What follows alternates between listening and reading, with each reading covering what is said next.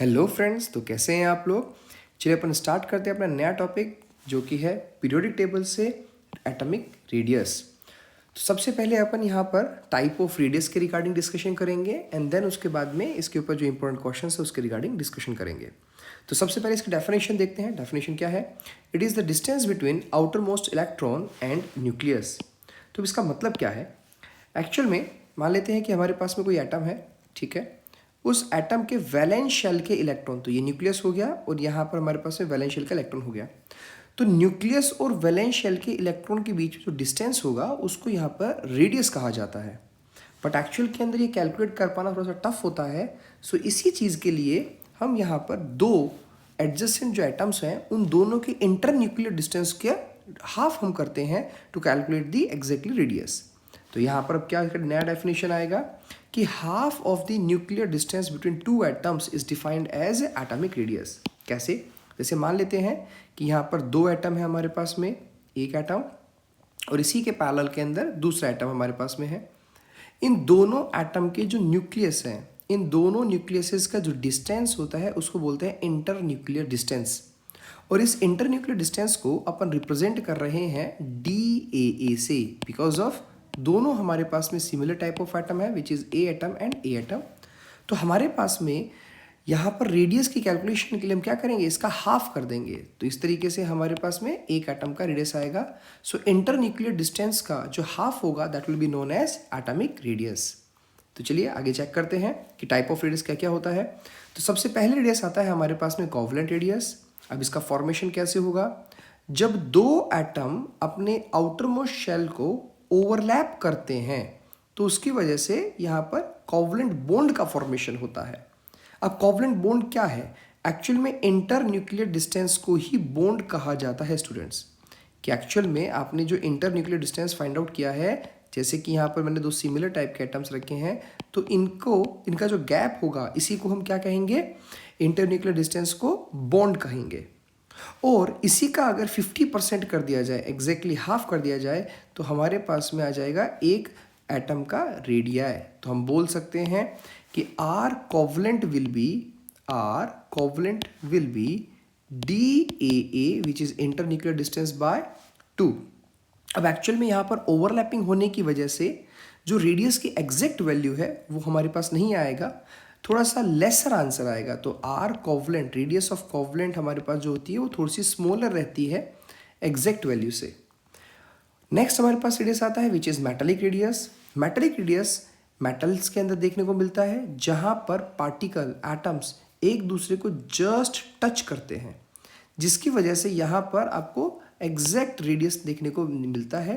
तो यहाँ पर इंटर न्यूक्लियर डिस्टेंस अगेन अपन ने क्या कंसिडर कर लिया, दोनों सिमिलर टाइप के एटम होने की वजह से AA टाइप ऑफ कंसिडरेशन हमने ले लिया। और अगर हम आर मेटेलिक फाइंड आउट करेंगे तो इंटर न्यूक्लियर डिस्टेंस का हाफ हमारे पास में आर मेटेलिक निकल के आएगा। अब जैसा कि आप देख पा रहे हैं कि यहाँ एटम एक दूसरे को केवल टच करते हैं, तो जिसकी वजह से हमें यहाँ पर रेडियस ज़्यादा प्रिसीजन से देखने को मिलता है, ज़्यादा एग्जैक्ट देखने को मिलता है। फिर थर्ड रेडियस हमारे पास आता है van der Waals radius. Van der Waals radius दोस्तों यहाँ पर गैसेज मॉलिक्यूल्स में देखने को मिलेगा। अब गैसेज मॉलिक्यूल्स के पास काइनेटिक एनर्जी बहुत ज़्यादा होती है, मतलब पार्टिकल्स बहुत ज़्यादा रैंडम मोशन करते हैं, इसलिए उनको होल्ड कर पाना थोड़ा सा टफ टास्क होता है। इसीलिए हम वहाँ पर जितना पॉसिबल हो सकता है प्रेशर की वैल्यू इंक्रीज कर देते हैं, जिसकी वजह से वॉल्यूम डिक्रीज हो जाएगा और पार्टिकल एक दूसरे के क्लोज आ जाएगा। बट फिर भी गैसेस मॉलिक्यूल्स जो हैं, एटम्स जो हैं, वो एक दूसरे को टच नहीं कर पाते हैं, इसी वजह से उनके बीच में थोड़ा सा गैप रह जाता है, जिसकी वजह से वॉन डेर वाल रेडियस की वैल्यू थोड़ी सी बढ़ के आती है। तो यहाँ पर हमारे पास जो दो एटम्स का इंटर न्यूक्लियर डिस्टेंस होगा उसका अगर जब हाफ करेंगे तो यहाँ पर पहले तो रेडियस बनेगा RVWR, van der Waals radius. तो ये बन जाएगा अगेन DAA/2। सो एक्चुअल के अंदर हर एक रेडियस को फाइंड आउट करने का तरीका मोर और लेस एक जैसा ही है, बट इन तीनों में भी अगर कंपेयर किया जाए तो आर कोवलेंट की वैल्यू सबसे कम होती है, फिर उसके बाद में आर मेटेलिक आता है एंड देन सबसे बड़ी रेडियस आती है students van der Waals radius. फिर इसके बाद में नेक्स्ट आता है हमारे पास में आयनिक रेडियस।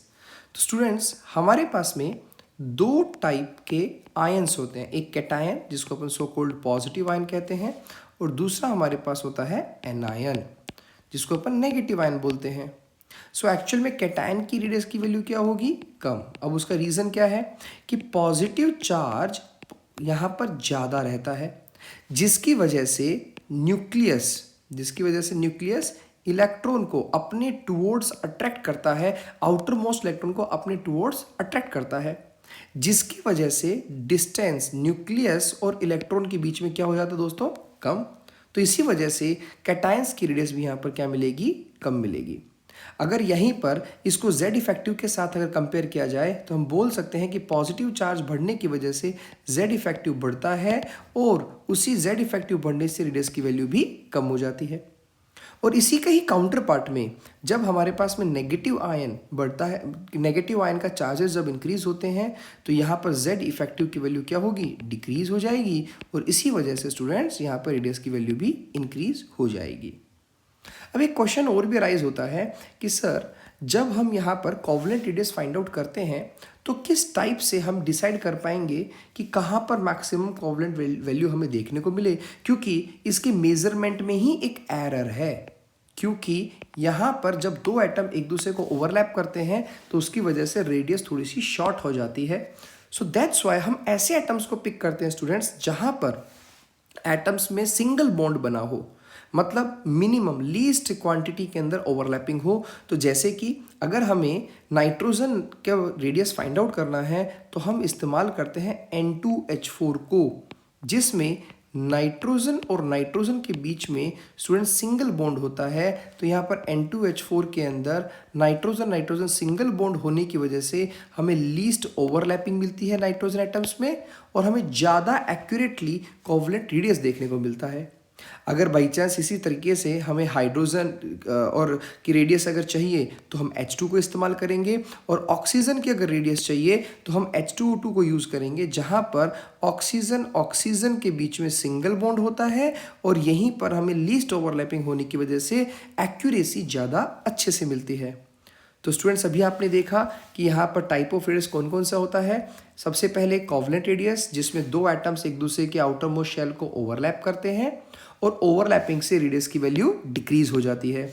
सेकंड वन है मेटालिक, जहाँ पर मेटल्स में हमें रेडियस देखने को मिलेगा और एटम्स एक दूसरे को जस्ट टच करते हैं। नेक्स्ट आता है वॉन्डरवॉल, ये मेनली हमें गैसेस के अंदर देखने को मिलता है स्टूडेंट्स, और यहाँ पर एटम्स दूर दूर होते हैं, जिसकी वजह से सबसे बड़ी रेडियस हमें वॉन्डरवॉल रेडियस और सबसे छोटी रेडियस हमें कोवलेंट रेडियस देखने को मिलती है। फिर इसके बाद में आयनिक रेडियस के अंदर कैटायन और एनायन रेडियस आती है। तो पॉजिटिव चार्ज होने की वजह से रेडियस डिक्रीज होगी, जबकि नेगेटिव चार्ज होने की वजह से स्टूडेंट्स रेडियस की वैल्यू इंक्रीज होगी। सो ये था हमारे पास में टाइप ऑफ रेडियस। अब इसके बाद में अपन डिस्कशन करेंगे इंपॉर्टेंट पैरामीटर्स जो कि रेडियस को अफेक्ट करते हैं, और कुछ इंपॉर्टेंट क्वेश्चंस जो अपने नीट और IIT के लिए इंपॉर्टेंट रहेंगे। Thank you so much.